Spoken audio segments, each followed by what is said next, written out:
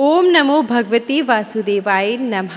भाद्रपद माह की शुक्ल पक्ष एकादशी को जो व्रत रखा जाता है उसे पाशर्व एकादशी के नाम से जाना जाता है। इसे पद्मा एकादशी, वामन एकादशी, जयंती एकादशी, जल झूलनी एकादशी, परिवर्तनी एकादशी जैसे विभिन्न नामों से जाना जाता है।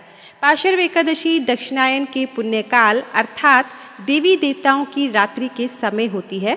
यह एकादशी चातुर्मास के दौरान आती है। हिंदू पौराणिक कथाओं के अनुसार इस अवधि के दौरान भगवान विष्णु विश्राम करते हैं और वे अपनी शयन मुद्रा को बाएं ओर से दाएं ओर स्थानांतरित करते हैं अर्थात करवट लेते हैं और इसलिए इस एकादशी का नाम पाशर्व परिवर्तनी एकादशी है। इसे बहुत शुभ माना जाता है। मान्यता है कि पाशर्व एकादशी का व्रत रखने वाले को उसके द्वारा किए गए पापों की क्षमा मिल जाती है। इस एकादशी के दिन भगवान विष्णु के अवतार भगवान वामन की पूजा की जाती है।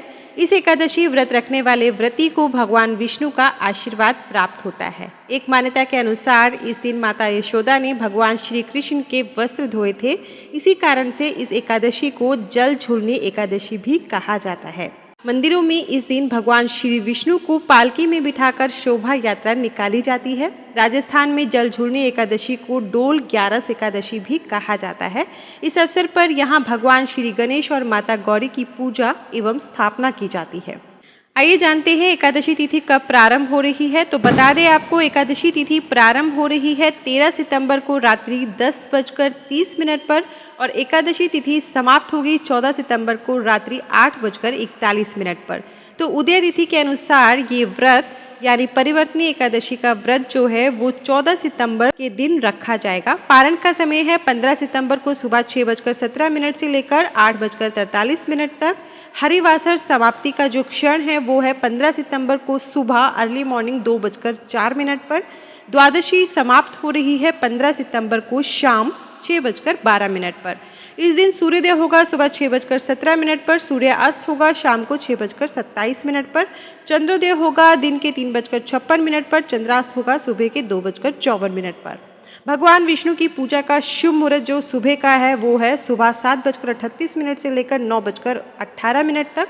उसके बाद राहु काल प्रारंभ हो रहा है। तो राहु काल का समय बता दें आपको, सुबह 9:19 से लेकर 10:50 तक। ब्रह्म मुहूर्त का समय जान लेते हैं। ब्रह्म मुहूर्त है सुबह 4:40 से लेकर 5:28 तक।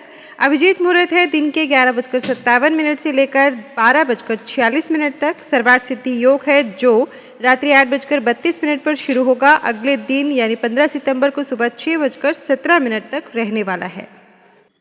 इस एकादशी के दिन सामर्थ्य अनुसार दान करने से शुभ फलों की प्राप्ति होती है। इस व्रत को करने वाले व्रती को भूमि दान और गो दान करने के पश्चात मिलने वाले पुण्य फलों से अधिक शुभ फलों की प्राप्ति होती है।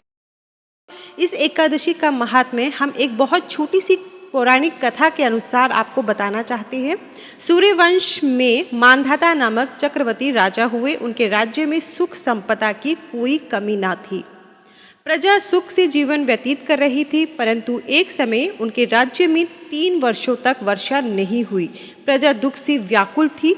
तब महाराज भगवान नारायण की शरण में जाते हैं और उनसे अपनी प्रजा के दुख दूर करने की प्रार्थना करते हैं। राजा भादव के शुक्ल पक्ष की एकादशी का व्रत करते हैं, यानी कि ये परिवर्तनी एकादशी का व्रत करते हैं। उनके व्रत के प्रभाव से राज्य में वर्षा होने लगती है और सभी के कष्ट दूर हो जाते हैं। राज्य में पुनः खुशियों का वातावरण छा जाता है। इस व्रत का अनुष्ठान अवश्य करना चाहिए। आइए हम जानते हैं अब पूजा विधि के बारे में। परिवर्तनी एकादशी के दिन सुबह जल्दी उठकर सूर्योदय के वक्त स्नान करके सूर्य देव को जल देकर अपने दिन को शुरू करना चाहिए तथा व्रत का संकल्प शुरुआत में ही ले लें। उसके बाद लकड़ी की चौकी पर पीला या फिर लाल कपड़ा बिछाकर भगवान विष्णु की प्रतिमा, माता लक्ष्मी की प्रतिमा को स्थापित करें। उसके बाद भगवान का पंचामृत से अभिषेक करें, पूजा करें। व्रत रखने का संकल्प आप वापिस लें। अब विष्णु भगवान माता लक्ष्मी की पूजा करें। भगवान विष्णु को पीले फल, पीले फूल चढ़ाएं तथा साथ में धूप, दीप और नैवेद्य आदि अर्पित करें। इसके बाद एकादशी की कथा पढ़े या फिर सुने। सबसे अंत में भगवान विष्णु की माता लक्ष्मी के साथ आरती भी ज़रूर करें। आपको बताना चाहते हैं कि 14 सितंबर को सुबह 5:30 पर हमारे चैनल पर परिवर्तनी एकादशी से संबंधित कथा अपलोड की जाएगी। आप हमारे चैनल में इस कथा को सुन सकते हैं। साथ में ही आप हमें ज़रूर बताइए कि आपको हमारे द्वारा दी जा रही जानकारी कैसी लगती है। अच्छी लगती है तो वीडियो को लाइक ज़रूर करिए। कमेंट सेक्शन के ज़रिए भी आप हमें बता सकते हैं। साथ में ही अगर आपने चैनल सब्सक्राइब नहीं किया है तो चैनल को सब्सक्राइब करके नोटिफिकेशन बेल को भी ज़रूर प्रेस करिएगा, ताकि हमारे द्वारा जो भी वीडियो अपलोड होता है उसका नोटिफिकेशन आपको जाए और आप वीडियोज़ को देख सकें। हर हर महादेव। धन्यवाद।